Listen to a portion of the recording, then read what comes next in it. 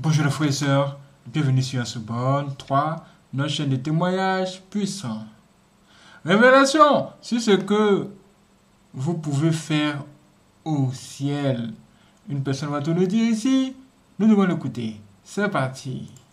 Versets 11 à 12. J'ai été emmené dans un très grand bâtiment qui avait une immense arche. À l'intérieur se trouvaient des rangées d'étagères avec des livres. Les étagères semblaient avoir des kilomètres de long et des kilomètres de haut, et les livres avaient l'air d'environ 15 pieds de haut. Il y avait des centaines d'anges au service des livres. Ils entraient et sortaient. Il y avait beaucoup d'activités. Les archives du ciel. Dieu tient des registres et ce grand bâtiment était les archives du ciel. Et je vis les morts grands et petits debout devant le trône. Et des livres furent ouverts. Un autre livre a été ouvert, qui est le livre de la vie. Les morts étaient jugés en fonction de ce qu'ils avaient fait, tel qu'enregistré dans les livres. Apocalypse chapitre 20, verset 12. Les archives du ciel contiennent différents livres sur nos vies, et ce sont les livres qui sont apportés à Dieu quand vient le temps du jugement. Les livres sont les archives de nos travaux ici sur terre. Si une personne pêche, cela est enregistré dans le livre. On m'a donné la compréhension que lorsque nous nous repentons, tout ce que nous avons fait qui était de nature mauvaise ou pécheresse et qui était enregistré dans les livres est effacé pour l'éternité. Personne ne peut trouver le dossier, pas même Dieu. J'ai vu un autre très grand bâtiment différent des archives. Dans ce bâtiment se trouve un livre correspondant à chaque personne sur terre. Il existe d'autres livres sur nos vies, qui sont des archives illustrées. Chaque pensée et chaque réaction, tout est enregistré au ciel. Il y avait beaucoup de livres différents pour chaque personne. De grands anges élancés s'occupaient des énormes livres. Ces anges semblaient mesurer 8 à 9 pieds de haut. Et ils écrivaient dans les livres en utilisant une plume dorée qui mesurait environ 5 pieds de long et pouvait apparemment écrire pour toujours. Un ange tiendrait un livre dans sa main droite et ferait le disque avec sa gauche. J'ai vu des anges sortir des livres avec leur main gauche et ouvrir les pages épaisses. Dans chaque page, il y avait quelque chose comme un écran vidéo, sauf que les images étaient en 3 dimensions. Les images contenaient l'histoire de la vie et les livres étaient écrits. Les images ont été créées avant l'heure. Tes yeux ont vu mon corps informe. Tous les jours qui m'étaient destinés étaient écrits dans ton livre avant que l'un d'eux ne soit. Psaume 139 verset 16. Dieu ordonne nos deux mains par nos prières aujourd'hui. Dieu est capable d'avancer ou de reculer dans le temps. Il a créé le temps. Il l'a inventé. Dieu prépare nos lendemains grâce à nos prières et à notre recherche de lui aujourd'hui. Dieu sait ce qui s'en vient demain. Il ordonne nos lendemains, mais il les ordonne parce que nous prions aujourd'hui. Pendant que nous prions, Dieu nous donne nos lendemains par un système de poids et de mesure. En d'autres termes, nous pouvons savoir ce qui s'en vient demain grâce aux freins et contrepoids dans nos esprits. Le Saint-Esprit parle à nos esprits et nous pousse à prier et à chercher Dieu. Il nous confirme également ses plans et nous donne une direction dans la vie en nous disant « oui »,« non » ou « pas encore ». Invariablement, lorsque nous prions pour demain ou pour ce qui va se passer, c'est parce que Dieu a une bénédiction en réserve pour nous et que le diable veut nous la voler ou nous faire trébucher. Lorsque nous prions sincèrement, cela libère Dieu pour qu'il entre dans nos lendemains et tende un piège au diable et s'assure que nos bénédictions sont là juste à temps. C'est quelque chose que le Seigneur m'a dit quand j'étais au ciel. On m'a aussi dit que tous nos lendemains sont layés de Dieu. Une leçon sur la recherche de Dieu. J'ai été emmené dans un endroit que je ne comprenais pas au début. Je me tenais au bord de l'univers et je voyais tout l'univers comme une grande spirale. De ce point de vue, cela ressemblait à un énorme ressort d'embrayage enroulé. Le centre était d'un blanc pur. Et la lumière devenait de plus en plus faible à mesure qu'elle arrivait à l'endroit où j'étais sur le bord. J'étais plus près de ça que certaines autres personnes. Je pouvais voir des gens loin derrière moi et ils pensaient qu'ils étaient proches. Les gens devant moi pensaient aussi qu'ils étaient proches, mais ils étaient en avance sur les autres dans le temps. Et puis j'ai appris une leçon sur la recherche de Dieu. Partout, les hommes devraient chercher Dieu et être reconnaissants d'être là où ils se trouvent avec lui. Ne soyez pas envieux des autres qui sont peut-être un peu en avance et priez pour ceux qui sont derrière vous. Ensemble, nous formons un groupe qui cherche Dieu. Ne renonçons pas à nous réunir. Ne renonçons pas à nous assembler, comme certains ont l'habitude de le faire, mais encourageons-nous les uns les autres, et d'autant plus que vous voyez le jour approcher. Hébreux chapitre 10, verset 25, la parole nous dit de ne pas abandonner le rassemblement de nous-mêmes, d'autant plus que nous voyons que le jour du retour du Seigneur approche à grands pas, le nombre fait la force, et quand vous cherchez Dieu, plus l'onction est grande et plus il est facile de prier. J'ai appris ceci, Dieu est bien en avance sur nous parce que nos lendemains sont layés de Dieu. Il a déjà placé la victoire sur notre chemin. Le Saint-Esprit vous fait prendre conscience. Si vous êtes vraiment proche de Dieu, que vous devez prier car il y a quelque chose sur votre chemin que vous devez savoir. Combien de fois a-t-il fait cela pour nous tous? Je ne sais pas, je ne peux vous parler que de moi. Plusieurs fois, il l'a fait, et j'ai toujours mieux fait de prier pour demain, sachant que Dieu est déjà là. Il va prendre soin de moi si je prends un soin particulier à prier aujourd'hui. Dieu a créé nos bénédictions avant le commencement des temps. Les anges qui étaient avec moi m'ont dit que certaines des choses que je voyais moi-même au ciel avaient été créées par Dieu avant le commencement des temps. Avant d'inventer le temps, il a terminé le ciel et l'armée des cieux, et il a créé les bénédictions dont j'aurais besoin une fois là-bas. J'étais dans un magasin qui contenait des vêtements qui correspondaient exactement à ce dont j'aurais besoin au paradis. J'avais ma propre section. Dieu a créé tout ce dont j'aurais besoin au paradis avant même que le temps ne soit créé. Il savait que je serais là. Pourtant, même si certaines choses ont été faites avant le début des temps, il y avait d'autres endroits dans le ciel où j'ai vu des maisons se construire. Il y avait des anges au travail, des gens occupés au travail, créant des maisons et y mettant des bénédictions que nous ne pouvions pas recevoir sur terre. Des bénédictions reçues au ciel. Vie, la bibliothèque de la connaissance de Dieu. Oh la profondeur des richesses de la sagesse et de la connaissance de Dieu. Romains chapitre 11, verset 33. Un autre bâtiment. J'ai été pris pour contenir la partie écrite de la connaissance de Dieu. Dieu a écrit une partie de sa connaissance afin que nous ayons quelque chose à quoi nous rattacher. Il y avait des symboles individuels, chacun ayant l'interprétation du symbole écrit par Dieu. Lorsque vous êtes dans la bibliothèque de la connaissance de Dieu, votre esprit est automatiquement stimulé. J'ai parlé avec un homme qui était dans ce bâtiment, et il a dit, « Frère Richard, je suis ici depuis 2 millénaires, et je n'en suis qu'à la page 2. Des millions d'anges vont et viennent de cette bibliothèque, ainsi qu'autant de personnes que d'habitants du ciel. Ces anges sont en route vers la terre, plusieurs fois dans cette vie. Nous ne savons pas quoi faire, et nous prions pour la sagesse. Encore une fois, la Bible dit que les anges sont les ministres des héritiers du salut. Les anges ne sont-ils pas tous des esprits envoyés pour servir ceux qui hériteront du salut? Hébreux chapitre 1, verset 14. La bibliothèque de la connaissance de Dieu est l'endroit où les anges vont chercher la sagesse, et nous pouvons la recevoir. Parfois, elle est apportée directement par le Saint-Esprit lui-même. Les gens au paradis ont accès et ne l'oublient jamais. Il y a de grandes universités au paradis, je veux dire, génial, et il y en a beaucoup. Notre éducation n'est pas terminée lorsque nous quittons la terre. Nous venons à peine de commencer. J'ai vu 2 bâtiments géants qui étaient des collèges pour les gens. Les gens ont été enseignés par des anges et d'autres personnes. Toutes les matières étaient enseignées, même le chant. Chaque chanson, chaque note, chaque mot qu'on vous enseigne reste avec vous pour l'éternité. Il n'y a pas de fin à l'apprentissage. Tous vos esprits sont illuminés par la sagesse et la connaissance du ciel. 100% de votre esprit est utilisé et sa capacité augmente. Vous pouvez faire au ciel tout ce que votre cœur désire faire parce que votre désir est pour les choses qui sont justes. Les bâtiments de l'université semblaient mesurer 1 kilomètre ou 2 de long et 1 kilomètre ou 2 de profondeur.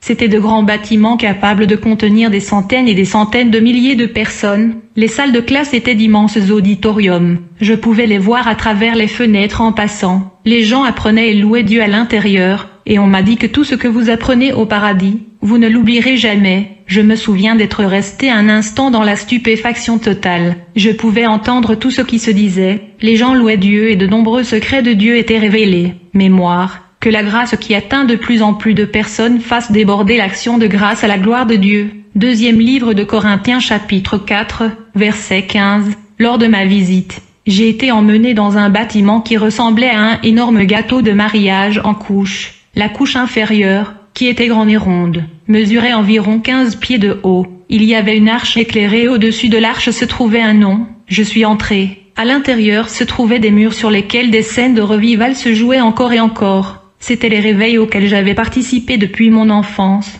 Dieu recevait continuellement la gloire alors qu'ils étaient manifestés encore et encore. En lettres de 3 pouces, il était écrit « La gloire Dieu sort de la vie de Richard ». J'ai vu d'autres monuments, dans le mémorial de Corneille, le centurion mentionné dans Acte 10, qui était généreux envers les pauvres et les nécessiteux. Il y avait beaucoup d'aumônes. Son mémorial ressemblait beaucoup au Washington Monument, mais pas aussi haut. Il y avait écrit dessus et des anges se tenaient là faisant des annonces sur l'aumône que Cornelius avait faite. C'était un endroit où les gens venaient voir ce qui était mentionné dans la Bible. Je n'ai jamais vu Cornelius et je ne sais pas à quoi il ressemblait, mais je sentais dans mon esprit qu'il n'était pas très loin. il parlait avec les gens et rendait gloire à Dieu. Il y avait plus de monuments commémoratifs partout. Chaque mémorial représentait une grande victoire qu'un des enfants de Dieu avait remportée ici sur terre. Des mémoriaux racontaient quand quelqu'un, un très mauvais pécheur, est venu à Christ. Les monuments commémoratifs racontaient quand une grande bataille a été livrée et une pour la gloire de l'Esprit de Dieu. J'ai vu un mémorial sur un service que Billy Graham avait tenu en Californie du Sud.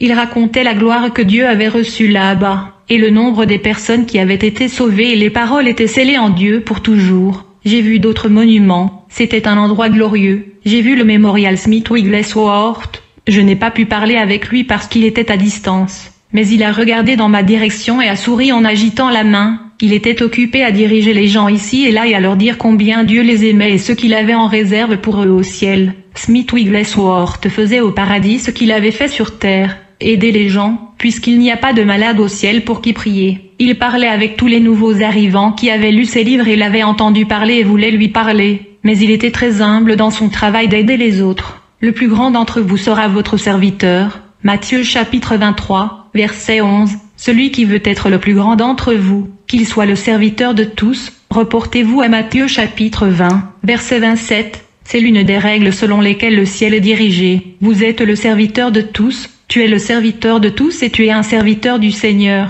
Le moyen de monter avec Dieu et de descendre et de se dépasser là où il ne reste plus rien de vous. La mort de soi vaut beaucoup aux yeux de Dieu. Les anges qui étaient avec moi m'ont dit qu'il y a des choses que Dieu apprécie beaucoup. Il apprécie hautement quelqu'un qui est absolument véridique et totalement honnête, qui prie avant de prendre une décision et pour s'assurer que toutes ses décisions sont ce que Dieu veut qu'il prenne. Dieu apprécie hautement quelqu'un qui priera et le cherchera en toutes choses et sera obéissant. Avant tout, c'est l'obéissance à Dieu. Ce sont deux principes sur lesquels le ciel est dirigé. Musique, langue et vêtements au ciel. Et alors j'ai entendu toutes les créatures dans les cieux et sur la terre et sous la terre et sur la mer, et tout ce qui est en elles chantant à celui qui est assis sur le trône et à l'agneau louange et honneur et gloire et puissance pour toujours et à jamais. Apocalypse chapitre 5, verset 13. Dieu ne veut pas perdre une miette du talent et des compétences que les gens ont développées sur terre. Comme je l'ai écrit auparavant, lorsque ce talent est amené au ciel, il est multiplié par 1 million. J'ai vu et entendu Jeanne Sébastien bas sur un énorme orgue qui avait des notes en dessous et au-dessus de ce que les gens entendent normalement sur terre.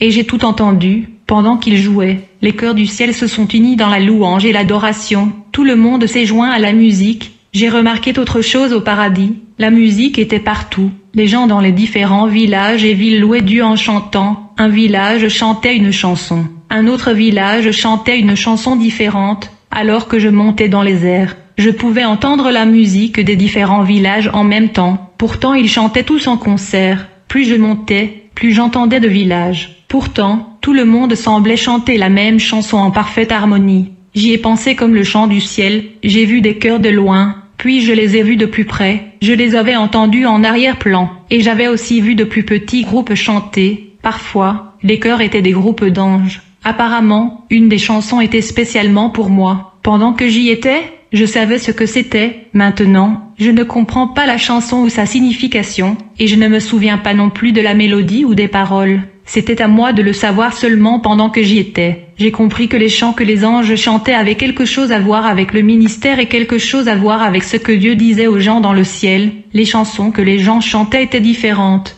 Parfois, les groupes étaient composés de 2 ou 3 personnes. Parfois, il y avait de grands groupes. J'ai vu un grand groupe dans le décor d'un amphithéâtre, et il semblait se tenir debout dans les airs, même s'il semblait aussi s'élever. Il chantait des chansons similaires à ce que nous chantons ici sur terre. Une chanson dont je me souviens est Talking is Coming, mais le titre était légèrement différent. Talking is Come. Ils ont traversé toute l'histoire du point de vue du ciel, et c'était la plus belle chanson. Je me souviens l'avoir entendue, mais maintenant je ne me souviens plus de tous les mots. Lorsque vous quittez le ciel, vous perdez la capacité de comprendre certaines des choses que vous y avez entendues. Vous ne vous en souvenez pas beaucoup parce que vous n'avez pas de mots terrestres pour l'exprimer. Et plus je m'approchais du trône de Dieu, plus il y avait de personnes dans le chœur. Je me souviens d'une chorale de ce qui semblait être 50 ou 60 000. Pendant que j'y étais, je connaissais le nombre exact mais maintenant je ne m'en souviens plus. Ils ont chanté avec la base la plus profonde et la soprano la plus haute, au-delà des limites de quiconque sur terre. On pouvait les entendre agréablement en arrière-plan partout dans le ciel. C'était de la musique dans la langue de Dieu, langue céleste et humaine au paradis. Vous pouvez parler dans une langue céleste à tout moment, et les gens là-bas peuvent vous comprendre parfaitement. J'ai entendu une langue qui ressemblait au russe parlée par certains groupes des personnes, mais d'autres personnes dont je savais qu'elles n'étaient pas russes pouvaient s'approcher d'eux et parler parfaitement dans ce dialecte. Ces gens ont également parlé un dialecte céleste, et ils parlaient également un anglais parfait. Il semble qu'au ciel vous ayez la capacité de parler toutes les langues humaines, en plus de la propre langue du ciel. Vêtements célestes, il y a des magasins au paradis, mais ce sont des magasins uniques destinés spécifiquement à quiconque franchit la porte. Il y avait une bijouterie avec des diamants qui représentaient une femme spécifique dans la vie d'un homme. Encore une fois, un magasin dans lequel je suis entrée n'avait que des costumes et des robes spécialement adaptées à mes goûts. Dans un autre magasin, j'ai vu des vêtements qui avaient été fabriqués avant la nuit des temps. Ceux-ci avaient été mis sur l'étagère et étaient en parfait état comme s'ils venaient d'être placés là. Bien sûr, personne ne les dérangerait parce qu'ils étaient pour quelqu'un d'autre. C'est pour votre joie de vous assurer que les autres reçoivent ce que Dieu a pour eux. J'ai vu ce qui semblait être un lieu de rassemblement comme un centre communautaire. Des milliers de femmes étaient assises à des tables et des bancs dans un parc aux allures de décor. Au centre d'eux se trouvait une pile de beaux vêtements. Elles cousaient mais n'avaient pas d'aiguille ni de fil à la main. Ils assemblaient juste des morceaux de tissu et leur disaient ce qu'ils devaient être. Le tissu est devenu ce que les femmes ont dit. Les femmes confectionnaient des vêtements pour les gens qui devaient bientôt être là. Je crois que les vêtements étaient des récompenses qui étaient entassées dans le ciel. Au ciel, Dieu nous récompense pour ce que nous donnons sur terre et qui n'est connu que de lui. Il sait ce que nous donnons en secret. J'ai vu ça, mais lorsque vous donnez aux nécessiteux, ne faites pas savoir à votre main gauche ce que fait votre main droite afin que votre don soit en secret. Alors votre Père qui voit ce qui se fait en secret vous récompensera. Matthieu chapitre 6. Versets 3 à 4, robe au ciel variée. Certaines personnes portaient une sorte de pantalon et enfilaient des chemises d'un blanc pur. Une tenue que j'ai vue était jaune vif, mais j'en ai vu d'autres de couleurs différentes. J'ai vu des gens vêtus de costumes, semblables à ce que nous portons ici sur terre, mais beaucoup plus chers. J'ai aussi vu des gens habillés comme on pourrait penser que des anges s'habillent de longues robes flottantes. Les vêtements étaient faits de matériaux célestes. J'ai vu le Seigneur plusieurs fois. Il avait de l'or autour du bout de ses manches et autour de son col. Il avait aussi une ceinture dorée et de l'or autour de l'ourlet de sa longue robe flottante. Je ne peux pas dire à quel point c'était beau de voir toutes ces personnes différentes avec leurs fabuleuses parures. C'était à cause de l'onction. Nulle part je n'ai vu des gens porter des bijoux. Ce n'était pas nécessaire. La lueur de la présence de Dieu rend simplement une personne belle. Je veux voir Dieu. M'entendis-je dire? L'ange m'a corrigé. Non, vous avez un rendez-vous. Les anges ne vont pas devant Dieu à moins qu'ils ne soient invités.